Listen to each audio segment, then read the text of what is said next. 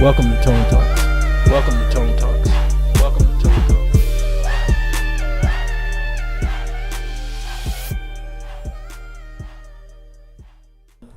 This is Tone Talks, coming to you live to have a discussion about Black AF on Netflix, done by Kenya Barris.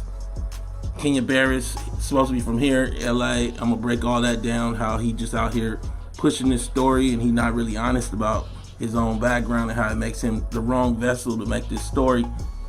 I'm gonna use data because I think a lot of people are struggling. What I see when I look at the hashtag is a lot of Black Americans that don't have $10 in their account right now think that they middle class. We're gonna talk about it today. I'm gonna explain what middle class is, the range of where sitcoms should play when it comes to Black folks based on the data that we know, so we all get clear, so we can stop talking about some and most. Because I see a lot of men and women that are supposed to be leading households that don't know the state of Black America. I don't know how you lead when you need to be following and learning. I don't know how we've taught when we haven't taught the basic premise of blackness in America. I think a lot of confusion will be cleared up today about the state and the reality of Black America and why Black AF is just trash. That's like my view. You know, everybody's gonna have their own view. I know a lot of the critics kind of see it as a very bad show. I'm gonna go through that as well. But it's the show that we deserve, right? Because we ain't done no politics. We've been following Diddy dancing on the stage. We love Jay-Z and Beyonce, as vapid as they are. We love all of the presentation, pomp, and posture without any understanding of the politics that's supposed to be behind it. We like the fact that Magic Johnson told all the Black people to get inside, even though white folks is running around outside and done protested and got the South opened up. Come on, man. This is a family that lives in excess. Boris is obviously wealthy, thanks to a number of hit TV shows and movies. But the ostentatiousness on display feels tone deaf. Luxury brand names are routinely dropped as if ads for the brands themselves. Mr. Porter, Givenchy, Balenciaga, Valentino, Bergdorf, and others that each may have as well come with a freeze frame overlay price tag and link to purchase. He did that in the opening scene with the daughter's film equipment. I don't know what's wrong with this man, but I think it's a reflection of what I saw in the tags on Twitter, that there's a problem with the economic soul, not only of America, but of Black America, because Black America doesn't want to deal with the reality of blackness head on. Our project forces you to do that. That's why y'all having problems with it. I don't guess, I don't miss. I'm telling you the data because the data frames the narrative of what should be on TV. In all reality, we should have good times on TV. That's the way Black folks is living across this country. When I tell you that the middle Black family in multiple cities, all kind of different types, from the Midwest to the South to the West Coast, are worth like anywhere from $8 liquid to $200 liquid, which all of it is about zero. That tells you that the middle family should be on TV, not this weird stuff. But we need what hip hop left behind, what the Cosby Show and the Black celebrity class, the decadent veil left behind, is a need to show ourselves. Not aspiration, but show ourselves as everything but ourselves. And it's not ourselves because we made ourselves this way. It is the consequence of history. So we need to see ourselves without the history of ourselves, which means we need to see a vapid, empty version of ourselves just to turn it on. This is what is going on right now. I'm telling you right now because a lot of people, I'm going to go through some tweets, didn't know what they was talking about. I start off with a tweet that I did. I did this tweet. In it, I said, look at the ignorance of Burris at Funny Black Dude. The jacket he is wearing in this decadent veil ignorance is worth $1,700. Y'all might remember that number. This Balenciaga jacket that he showed, again, it's worth actually $1,800 plus tax.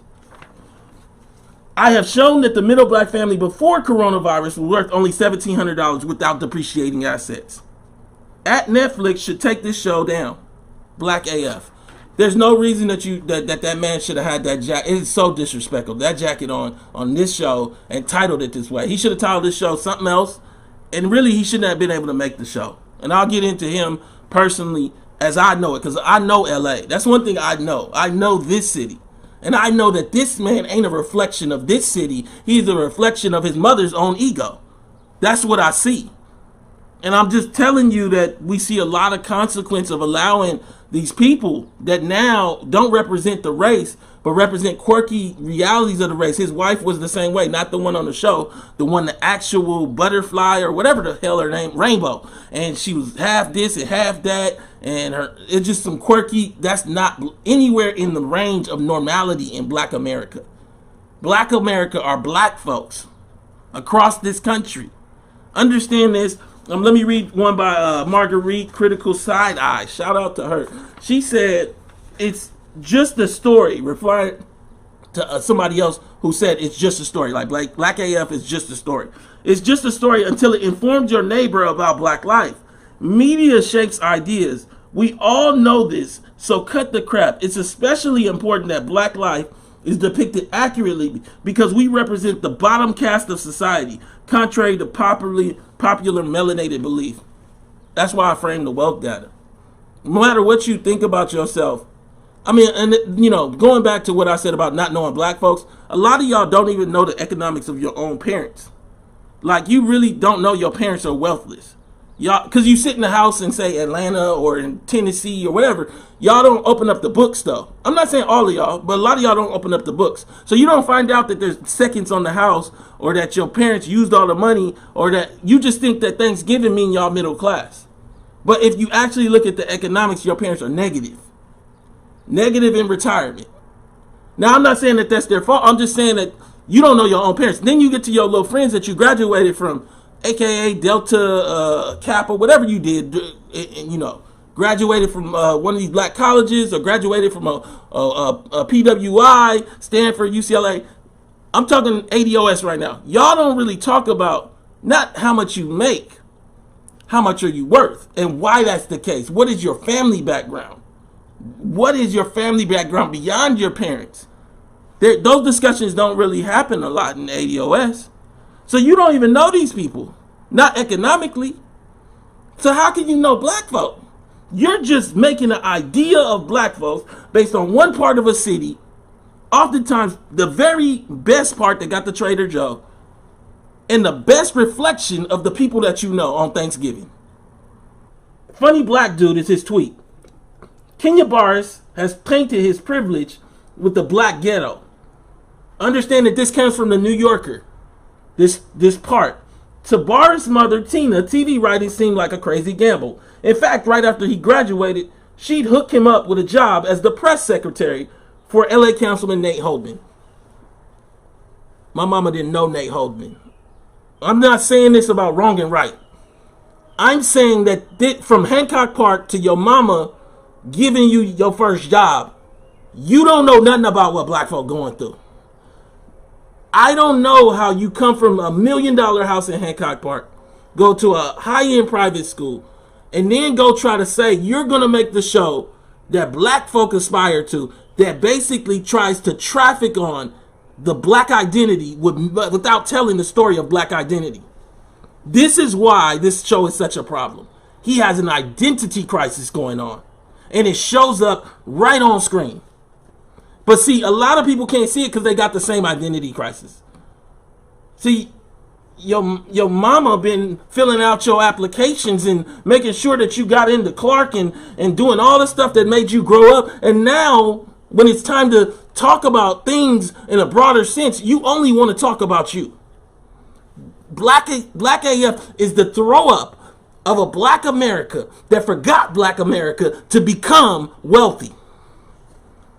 I'm just saying, and then just go make another show though about science or living good. I don't know. Make another show and stop using black culture to sell your show, because that's the only thing you got. That one pony. The next tweet I said, when your mom can call Nate Holden and get you a job as a press secretary, don't run around talking that I came from the bottom story to sell it to Netflix. This man that grew up in Hancock Park home is running game. Black AF is built on telling half stories. And I got the whole Zillow that shows you that the neighborhood of Hancock Park is $1.6 million. The problem with this man being the person that's in the room is he is a reflection of not being redlined. We need the narrative of the consequence of redlining, because if I'm in the room, I'm a problem. Because if I'm in the room, I didn't live an aberrational loophole reality. You got that in the first scene of the first show. Hey, Bob, hey. Isn't that what he said? Hey, who are you? Is it the guy that with the Easy E in his living room? Is it the guy in the picture standing with the cup next to a Learjet with the tattoo hanging out his hand? Or is it, hey, Bub, how you doing? The guy that he's talking to, the guy that wrote Modern Family or something. This is all happening while Sandy Darity, who I did a report with, we did this report together. Go check it out. In this report, we really frame the realities of black wealth. I covered this report on Fortune magazine as well. But Sandy Darity is leading intergenerational economist. He just did an article on the consequences that COVID will have, coronavirus, on black America.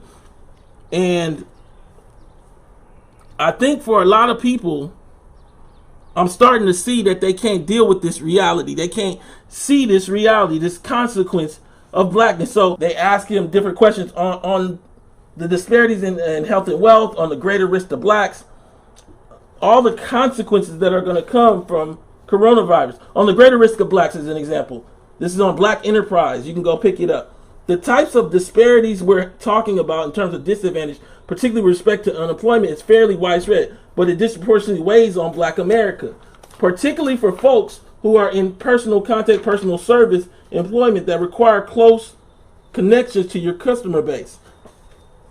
Understand we're talking about Walmart and things like that. On black unemployment, I think that on the side of income as opposed to wealth, the first thing we have to consider is the vast amount of job loss that's going to take place. People are projecting the national unemployment rate is going to reach 30% or even higher. Then the projected unemployment rate for black Americans could run as high as 50%. I said that as well. Me and Derry talked like an hour, a couple days before this came out. Just overall, you just see like every reason that we shouldn't be watching no Black AF. Why that's not a reflection of our lives. You have the next article I did, which is, and I really want you guys to go check this out. Without the family car, black wealth barely exists. I did this right after the new Federal Reserve data came out. It comes out every 3 years. In that data, the actual person at the Fed Reserve sent it to me and sent it to Matt Brunig. We got it early. And we did the first piece, and I told Matt I want to show for the first time how many black millionaires there are. We did this article together. He used to be at demos.org, as I said earlier. And what we showed is that there are barely any black millionaires in America. Now, in addition, what we can extrapolate is these are largely retiree millionaires. But there are barely any black millionaires. Most of our millionaires, we have 340,000, are probably at the $1 to $2 million range. We don't own resources here. I don't understand why we need to see black rich people so much, as the young lady said earlier. You got to do the politics to have black rich people that are anchored in a reason. See, Kenya Burris has no reason for existing. That's what you see in the show. It's just flub, circling. Got the other depreciating assets in this. You get to 1,700 when you take out the clothes and everything else.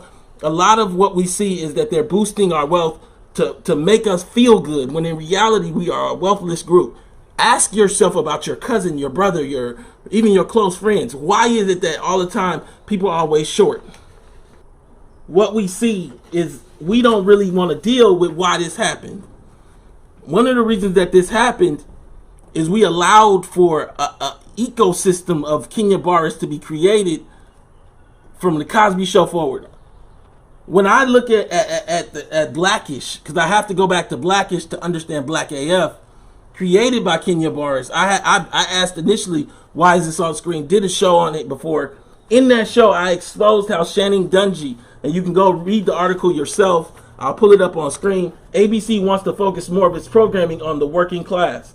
Dungey told the conference, according to a report from UK-based TV industry trade C21, there is definitely still room for that, and we absolutely want to continue to tell those stories because wish fulfillment is a critical part of what we do as entertainers.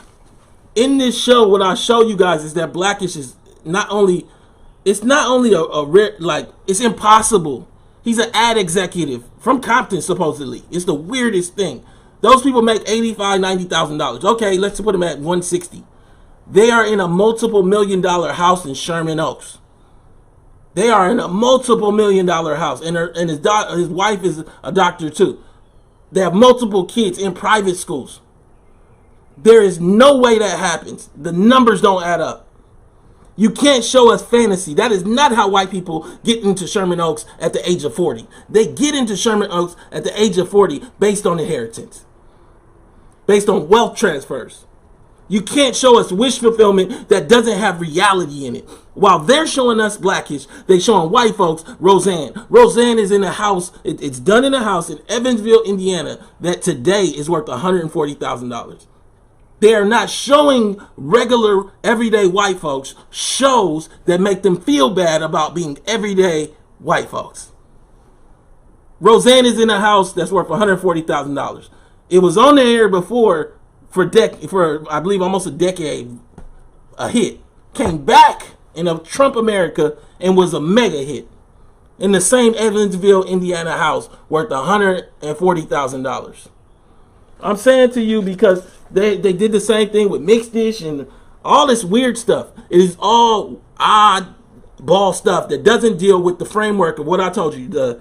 Either show me I'm going to give y'all a range. Show me the 50th percentile black family or the 10th. Don't show me no family from the top 200 black families or 1,000 black families out of 20 million. We have to want to see ourselves, look in the mirror, because then you to deal with the politics of why is my reflection wealthless? If you never see your reflection, you're not going to do no politics. That is my problem with Black AF. It runs far deeper than what your friend is talking about. Ooh, it's a bad show because they light skin or whatever. I'm talking about it from a narrative of trying to push for reparations nationally for a group that is wealthless and needs reparations during an America that has forgotten them. A post-coronavirus America. I can't do that with Kenya Barris in the way. We had Good Times for so long that we forgot what Good Times is. Go watch Good Times, the whole episode. They used to have little things. I showed one on my Twitter. You can go check out where they would talk about the consequence of poverty, not just display it. But see, Kenya Barris can't write that show. He didn't live that. He was in Hancock Park. He's writing the only show he can write, which isn't a black show in America. I need you to understand that fact. That reality. The last thing I want y'all to read is Cosby Show Dreams, African American Financial Realities. I wrote it in 2015 on Huffington Post. In this, what I display is understand that on a lot of levels, I do commend the Cosby Show for being created.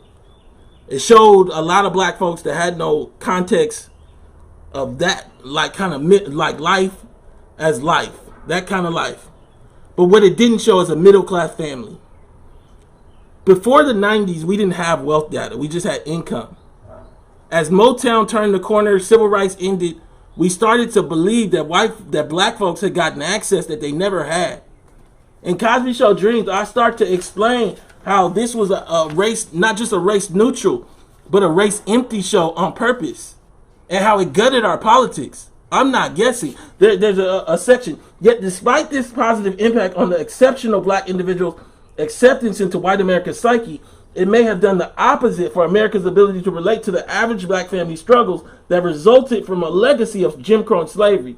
For a generation of white Americans that had little contact with black America in daily life, the apathy Thursday nights with the Huxtables created toward the experience of black struggle has been understated. The idea that if Cliff Huxtable did it, you can too, rang loudly in expectations of black progress. As written in the piece, White Racism and the Cosby Show, and this is a block quote, but I'm going to share a section that's really powerful. Yet in what seems both cause and effect of cultural production, such as the Cosby Show, polls show that most U.S. whites no longer feel blacks are discriminated against in the schools, the job markets, and the courts. As co-creator and executive producer of the Cosby Show, Cosby insisted that it never highlight racial conflict. He says if it had done so even once, every white viewer would have felt that this was set up to make you feel like you're a villain. The success of the Cosby Show with mass audiences of whites in the United States seemed to have been dependent upon its refusal to include racism among its representations. That's the Cosby Show. It was racist on purpose.